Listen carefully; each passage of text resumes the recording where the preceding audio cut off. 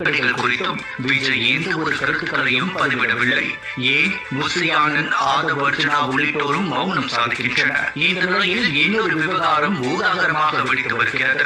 CBI விசாரணைக்கு சென்ற விஜய் பொங்கல் முடிந்த பின் விசாரணைக்கு ஆஜராகிறேன் என்று சிபிஐயிடம் சொல்லிவிட்டு வந்ததாக ஒரு தகவல் பரவி வரும் நிலையில் விஜய் தலைமையில் டிவிகே சார்பாக இதுவரை எந்த ஒரு பொங்கல் பண்டிகையும் நடத்தப்படவில்லை. கரூர் சம்பவம் நடந்த பிறகு அந்த துக்கத்தில் இருந்த விஜய் தீபாவளி பண்டிகையை கொண்டாட தவிர்த்தார். ஆனால் டிசம்பர் மாதம் கிறிஸ்துமஸ் பண்டிகையை கொண்டாடினார். ஆனால் இந்து பண்டிகையான பொங்கல் விழாவை விஜய் கொண்டாட மறுத்தது ஏன்? இன்னும் சொல்ல போனால் திமுக கூட பொங்கல் பண்டிகையை தமிழர் பண்டிகை என்று உருட்டி கொண்டாடி வருகிறது. திமுகவை அப்படியே காப்பி அடிக்கும் விஜய் அதை கூட செய்யாதது ஏன் என்ற கேள்வியை சமூக ஆர்வலர்கள் எழுப்பி வருகின்றனர்.